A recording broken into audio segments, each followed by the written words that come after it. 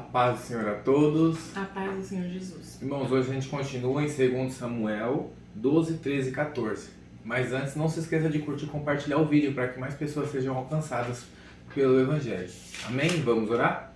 Senhor Deus, meu Pai, te agradecemos mais uma vez por poder estar meditando na Tua Palavra. Te pedimos que nos dê graça, sabedoria, em nome do Senhor Jesus, para que todos os dias a gente venha andar sobre as Tuas Palavras, Senhor.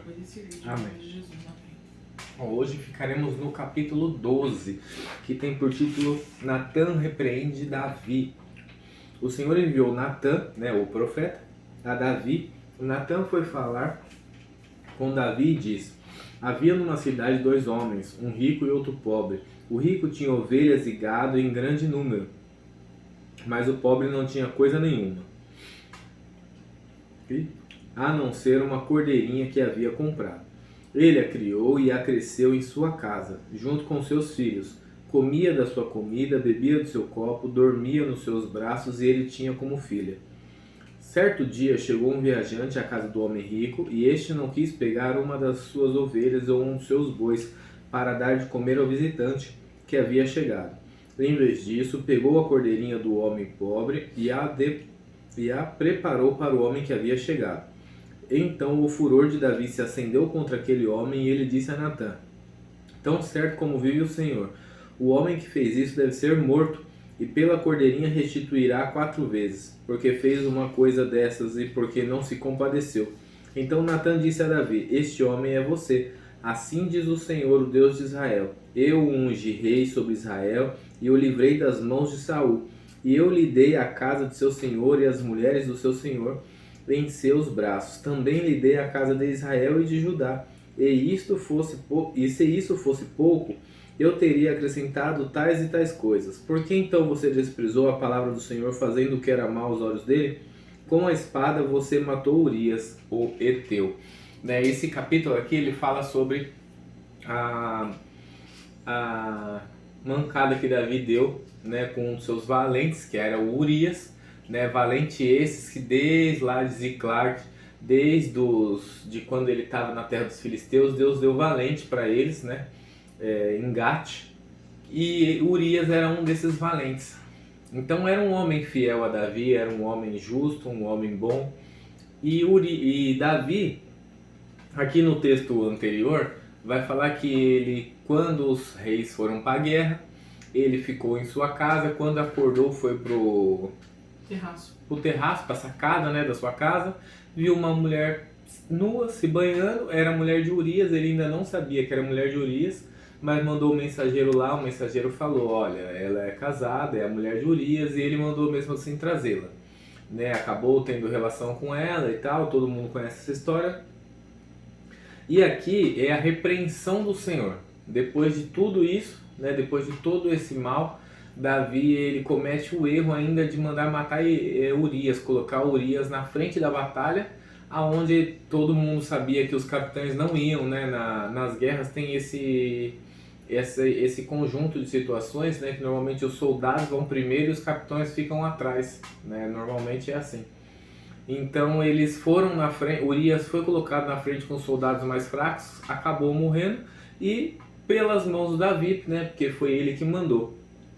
Quando Deus fala com Natã e Natã vem repreender Davi, Natã ele faz uma parábola, ele monta uma parábola ali para Davi entender a situação, e Davi já se ira, só que ele não estava olhando para o próprio umbigo, então é quase que quem tem telhado de vidro não pode tacar pedra no telhado do outro, Então aqui depois disso, Davi ele entende que ele errou, ele se arrepende, e ele pede perdão para o Senhor. Inclusive, durante essa situação foi quando Davi ele escreveu o Salmo 51, missão e arrependimento de Davi, Salmo 51. Compadece-te de mim, ó Deus, segundo a tua benignidade e segundo a multidão das tuas misericórdias. Apaga as minhas transgressões, lava-me completamente da minha iniquidade e purifica-me do pecado, pois eu conheço as minhas transgressões,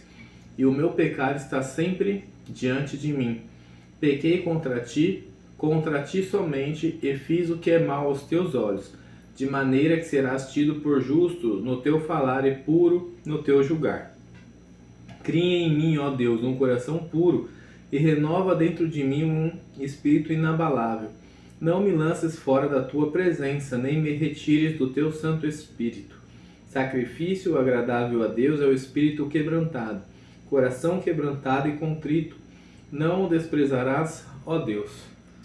Quando Davi escreve isso daqui, ele já entendeu completamente aonde ele errou, né, e o que ele tem que fazer para voltar. Mas o que eu acho interessante é que Davi ele fala do seu pecado, mas primeiro ele classifica no Salmo 51 como iniquidade.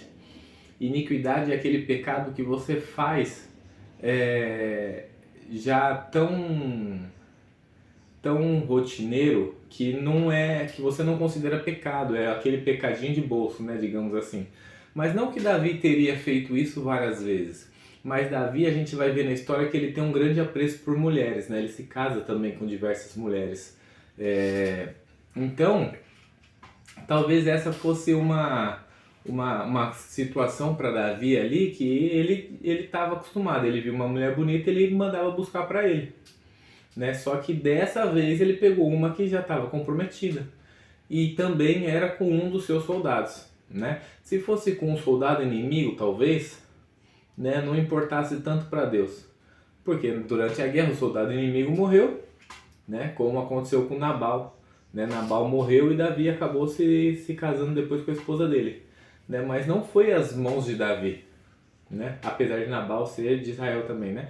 Não foi às mãos de Davi, mas Davi ele tinha esse costume, ele viu uma mulher bonita. Mas mesmo se fosse inimigo e a mulher se fosse casada seria adultério, então acho que não seria Não, certo. não, eu digo assim, durante a batalha o cara morreu e a mulher ficou viúva. Aí nem se fosse ela teria sido Não teria problema, exatamente.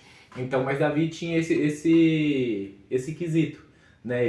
Ele olhava uma mulher bonita, ele queria se casar com ela, ele a tomava e pronto, os reis davam as filhas para ele casar e tal. Então, ele classifica como iniquidade, eu acho que já era porque tinha algo já implantado no coração dele dessa forma, já era um costume dele achar uma mulher bonita e mandar buscá-la, né? Só que ele peca porque ela já era comprometida, né? E aí ele vai falar ali, pequei contra ti e contra ti somente. Ele não coloca Urias nesse pecado, ele coloca que ele pecou só contra Deus.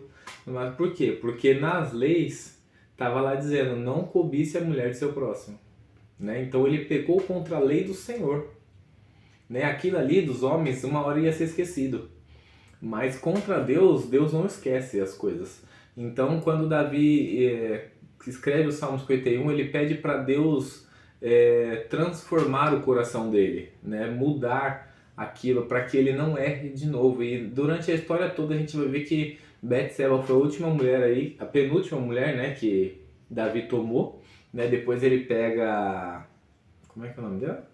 Eu esqueci, mas ele não se deita Ele com não ela. se deita com ela, ele se casa com ela só para ter uma cuidadora mais nova ali, né? Porque as outras também provavelmente já tinham idade como ele. E ele sentiu muito frio, ela aquecia ele. E ela aquecia ele, exatamente. Mas ele para na Betseba aí, né? A última mulher que ele se deita é a Betseba. Sim. E então ele realmente entendeu, né? O que eu costumo falar. Davi, dos 10 mandamentos, Davi errou em 8. Mas ele errou uma vez só. Depois não voltou. E isso aí eu acho uma característica boa de Davi, que ele sempre que ele via que o caminho dele estava errado, ele corria corrigir. Que era uma das características que a gente citou que era diferente de Saul, né? Saul foi avisado por Samuel, teve a oportunidade de se arrepender e mesmo assim ele falou, não deixe que o povo saiba. Então, tipo assim, eu me importo mais com quem está me vendo do que Deus que está mandando. Então, né, foi uma das perdições de Saul e é uma característica boa de Davi, ser avisado que errou, pedir perdão e corrigir os caminhos, né? Quer acrescentar alguma coisa? A justiça de Deus, né? Ela não falha, porque quando Deus ele fala que a dinastia dele vai ser duradoura, é porque ele está indo ali, né, no caminho certo. E aqui, já no 12, ele fala lá no final, né? Assim diz o Senhor, de sua própria família farei surgir seu castigo, tomarei suas mulheres diante de seus olhos, e ele fala no começo que a espada não se afastará da família dele. Sim. Deus ele é justo, né? Não importa que Davi fosse segundo seu coração e que Deus já sabia que ele tinha se arrependido e que ele não iria fazer mais, mas Deus ele é justo. Sim. Ele foi bondoso quando Davi estava fazendo tudo certinho, mas ele foi justo aqui quando Davi errou, né? Então, a justiça de Deus é Não, maravilhosa. e aqui mesmo ele foi benigno, né? Porque foi misericordioso, porque o próprio Davi cita a palavra pro Natan: este homem deve morrer. E aí Natan fala: esse homem é você. Aí ele já fala: opa. Aí ele falou: mas o Senhor te perdoou, você não morrerá, mas vai perder o filho que vai nascer, né? Então, aqui Deus já agiu de misericórdia, já poupou a vida dele já. O resto vai ser para descendência, ele nem ia estar vivo para ver. Mas... Não, ele começou já a ver. Não, eu digo assim, tipo, a espada não se apartará da sua casa, dali de Salomão pra frente ele já não viu mais nada, né? Só aquele período ali dos filhos dele e tal, que brigaram e não sei o que, entendeu?